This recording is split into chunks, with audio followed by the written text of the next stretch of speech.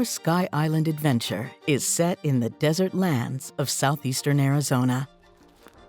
This is an arid landscape, but it is not a lifeless wasteland. This is a land of surprises, where tall mountains protrude from the desert floor, creating cool microclimates, where iconic saguaros of the Sonoran Desert meet the yuccas of the Chihuahuan Desert, where the Rocky Mountains meet the Sierra Madre Highlands of Mexico. This is a convergence. Here you'll find birds, animals, and plants found nowhere else in the world. It's set in one of the largest unfragmented landscapes in Arizona. Running through the heart of this landscape is the San Pedro River. So here we've got plants and animals from the Rocky Mountain ecoregion reaching their southern tip. From the south, extending northward, are animals and plants that are native only to the Madrean ecosystem, the Sierra Madres of Mexico. And then on either side, we have the huge Chihuahuan Desert and the large Sonoran Desert overlapping and coming together right here. So 4 ecoregions, all of them contributing their own unique flora and fauna to this part of Arizona.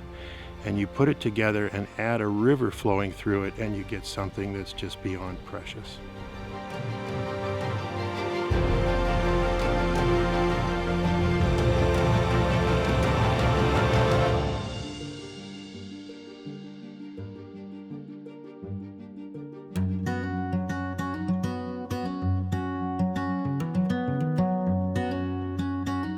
I mean, I am standing in the middle of a desert right now, but you wouldn't know it. And all of this life is here thanks to this river. This forest owes its existence to the river. The river is not just in its channel where we've seen it earlier.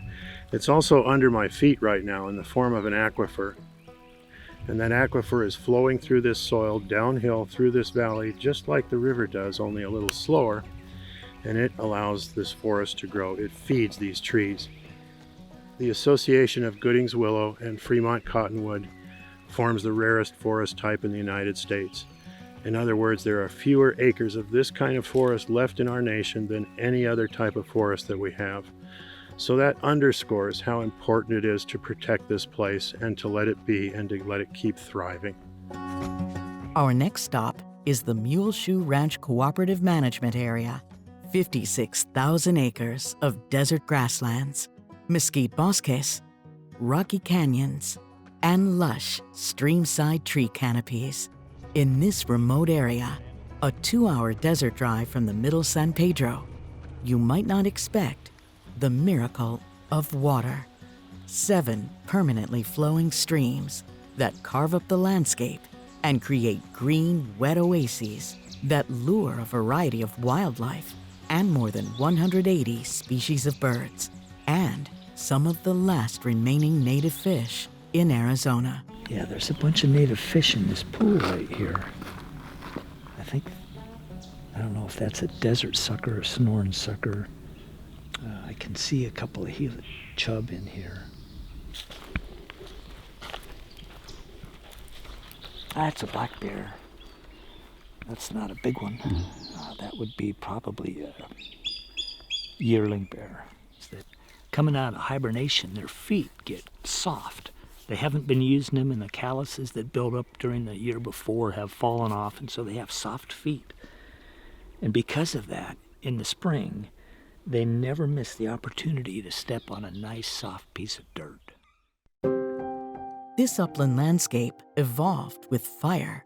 Because this land remains free of roads and towns, the Nature Conservancy and its federal partners have been able to reinstate fire on a large scale. The result is good for bighorns, reduced shrubs that hide predators like mountain lions. Now, bighorn sheep from the Muleshoe have a natural highway to reconnect with herds to the north. So our overall goal in prescribed fire here is to restore the natural fire regime, which will enhance the grasslands, which then will provide more water into these watersheds. It's going to benefit native fishes and eventually, ultimately, put more water into the San Pedro River. Our next stop, Avipa Canyon Preserve. By car, the trip from the Muleshoe takes about 2.5 hours. As a crow flies, it would take a fraction of that time. Here we find another oasis in the desert, Avipa Creek. It flows year-round for 20 miles, half of it through steep 1,000-foot cliffs of Avipa Canyon.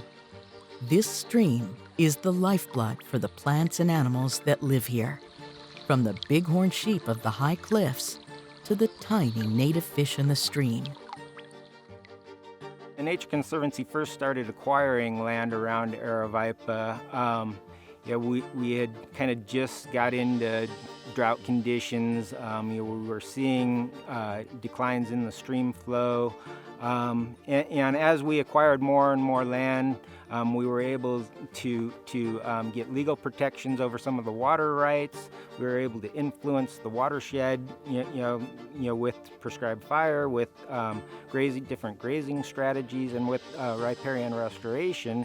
And now we've actually seen in the last 10 years, with the work we've done here, we're able to show an increase in stream flow in the last 10 years. This was a fallow farm that we acquired several years ago, and they really had abandoned farming.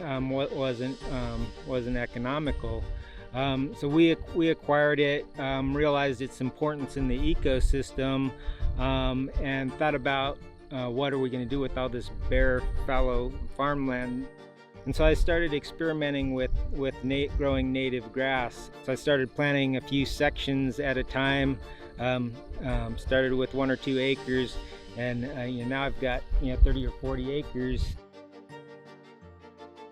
So we're trying to demonstrate that this is economical to use this native grass hay as a feed for cattle, but we're also learning that having native grass out here is beneficial to a lot of wildlife, and especially overwintering bird species.